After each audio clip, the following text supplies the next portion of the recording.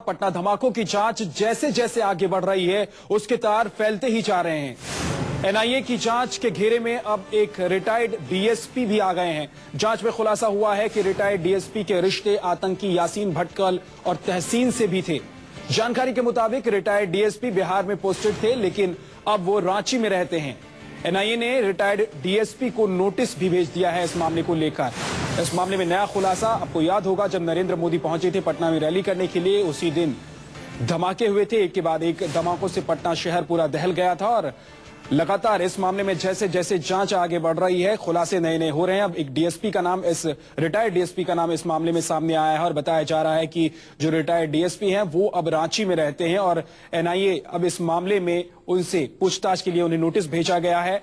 DSP से अब इस बारे में पूछताछ की जाएगी कि क्या आतंकियों से उनके संबंध रहे हैं, क्या आतंकियों के बारे में उन्हें जानकारी थी। न्यूज़ 24 संवाददाता अमिताभ ओझा हमारे साथ जुड़ गए हैं। अमिताभ, क्या जानकारी मिली है डीएसपी के बारे में? देखिए बेटा, इस मामले में एनआईए की जो जांच चल रही है उसमें एक चौंकाने वाली जानकारी मिली थी। इम्तियाज को जब रिमांड पर लेकर पूछताछ की गई, उसमें पता चला कि जो रिटायर्ड डीएसपी हैं जो पहले बिहार में पोस्टेड थे और फिलहाल रांची के डोरंडा में अपने मकान में रहते हैं, और वहीं के यहाँ एक धार्मिक कार्यक्रम में भेंट हुई थी जिसमें इम्तियाज की मुलाकात तहसीन अख्तर उर्फ मोनू और हैदर से हुई थी। और उसी तरह कुछ और लड़के थे जो उस धार्मिक कार्यक्रम में शामिल होने आए थे और उसमें इन दोनों की मुलाकात तहसीन से हुई थी। उसके बाद से इनकी मुलाकात का सिलसिला आगे बढ़ा था और उसके बाद इन्हें जिहाद के नाम पर भड़काया गया था और इन्हें सीटी वगैरह दिखाई गई थी। तो अमिताभ, ये डीएसपी की भूमिका क्या, इसमें क्या किस तरह की भूमिका निकलकर सामने आ रही है? देखिए, फिलहाल एनआईए को इस बात को लेकर असर है कि आखिर ये डीएसपी के संपर्क में ये लोग कैसे आए हैं। और ये भी जानकारी मिली कि जब तहसीन और हैदर वहां मिले हैं तो कि इनसे तहसीन और हैदर से इनकी जान पहचान कैसे हुई, क्योंकि इम्तियाज ने कहा कि इससे पहले वो तहसीन और हैदर को नहीं जानता था। हालांकि वहां तहसीन का नाम मेनन और हैदर का नाम सलीम बताया गया था। और ये डीएसपी के बारे में बताया जा रहा है कि ये सीमांत बिहार के जो बॉर्डरिंग इलाका है, दरभंगा मधुबनी के इलाके में भी पहले तैनात रहे थे अपनी पोस्टिंग के दौरान, और रिटायर होने के बाद वो रांची में पूरी तरीके से शिफ्ट हो गए थे। और ये भी सामने आया है कि जो रांची में जो पूर्व से दो आतंकी जो गिरफ्तार हुए थे, मंजर आलम और दानिश, जो अहमदाबाद बम ब्लास्ट के मामले में अभी जेल में है, तो उनके यहाँ से भी इनका आना जाना था। तो फिलहाल इस सारे मामलों को लेकर एनआईए ने इन्हें एक नोटिस भेजी है और उन्हें इंतजार है कि जब डीएसपी अपनी नोटिस का जवाब देंगे उसके बाद इनसे आगे की पूछताछ की जाएगी। तो अमिताभ, क्या जिस तरह ये रांची में साजिश रची गई थी पटना धमाके की, तो क्या उस वक्त ये डीएसपी रांची में ही मौजूद थे? जी बिल्कुल, उस वक्त डीएसपी रांची में ही मौजूद थे और उनके घर में जो कार्यक्रम हुआ था उसी में मुलाकात हुई थी। एनआईए इसी मुद्दों को लेकर फिलहाल सीधे तौर पे उनका नाम सामने नहीं लाया कि उन्हें नोटिस देके पूछताछ करना चाह रही है कि पहले वो अपनी बातों का जवाब दे। इम्तियाज ने जो बताया है उसमें कितनी सच्चाई है। यही नहीं, इम्तियाज और तभी जो पटना धमाकों का मास्टरमाइंड था उसे भी रांची ले जाकर पूछताछ करने की तैयारी हो रही है और क्रॉस चेक करवाया जाएगा, क्वालिफिकेशन कराया जाएगा कि उसकी बातों में कितनी सच्चाई है। अमिताभ, आप बने रहिए, आपके पास फिर लौटेंगे, लेकिन अपने दर्शकों को बता दें पटना धमाकों के अब एनआईए आतंकी यासीन भटकल पर शिकंजा कसेगी। इसके लिए एनआईए की टीम यासीन को पटना लेकर भी जाएगी। सूत्रों के मुताबिक यासीन को 28 नवंबर से पहले पटना ले जाया जाएगा। फिलहाल वो दिल्ली पुलिस की गिरफ्त में है। आपको बता दें कि पटना धमाकों में गिरफ्तार संदिग्ध आतंकी इम्तियाज ने पूछताछ में यह कबूला था कि तहसीन ने ही आतंकी यासीन भटकल से उसकी मुलाकात करवाई थी, लेकिन तब वो उसका पूरा नाम नहीं जानता था।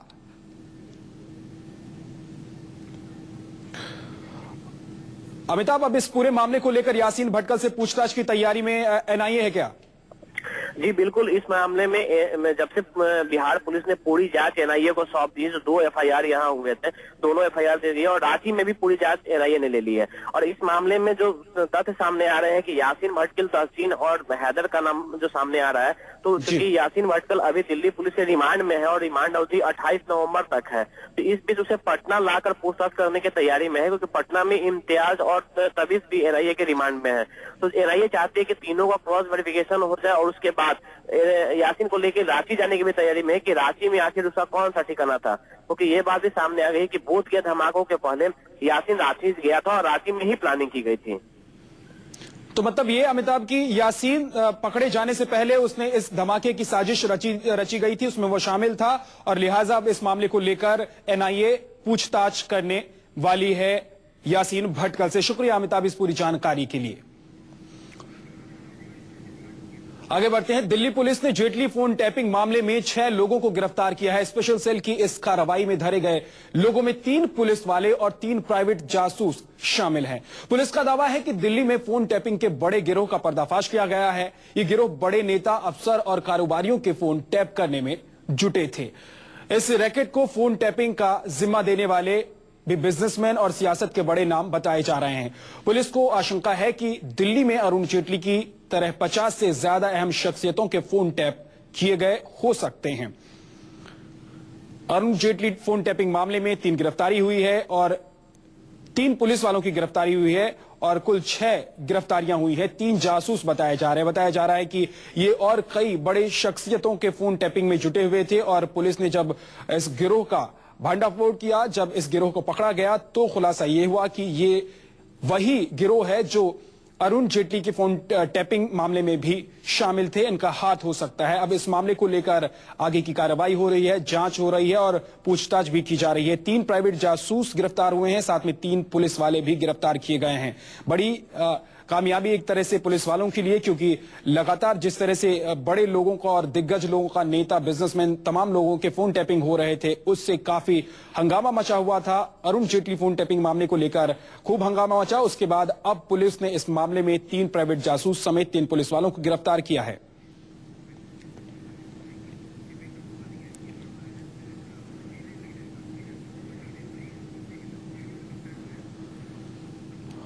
हमारे साथ हमारे संवाददाता विनोद मिश्रा न्यूज रूम से जुड़ गए हैं। विनोद, क्या अब इस मामले को लेकर किस तरह के खुलासे हो रहे हैं? जो लोग पकड़े गए हैं वो क्या बता रहे हैं?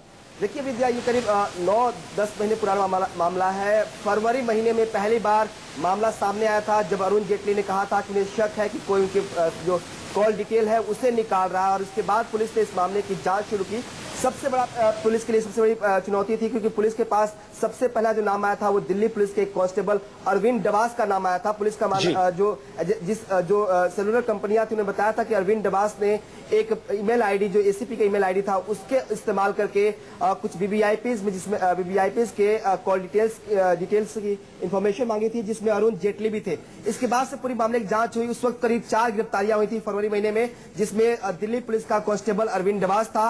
अनुराग सिंह एक बड़ी कंपनी का मालिक और डिटेक्टिव है। इसके अलावा 2 डिटेक्टिव और थे। कुल 4 गिरफ्तारियां तब हुई थी। अभी बताया जा रहा कि इनमें से 3 लोग बेल पे रिहा है, लेकिन जो अरविंद डबास है वो अभी भी जेल में है।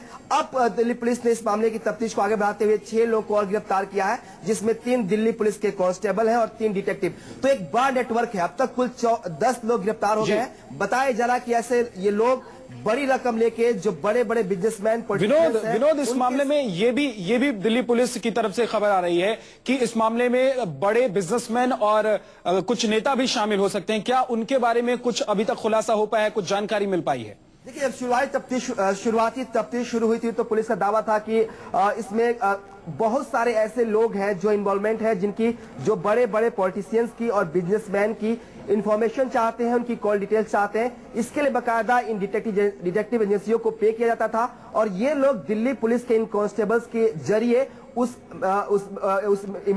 मोबाइल फोन के डिटेल्स को, उनके सीडीआर को निकालते थे। तो पूरा नेक्सस था, जिसमें अब तक 10 गिरफ्तारियां हुई हैं। पुलिस की बात तो 50 से अधिक वीवीआईपीज और बड़े बिजनेसमैन हैं जिनके कॉल डिटेल्स को इन्होंने निकाला है।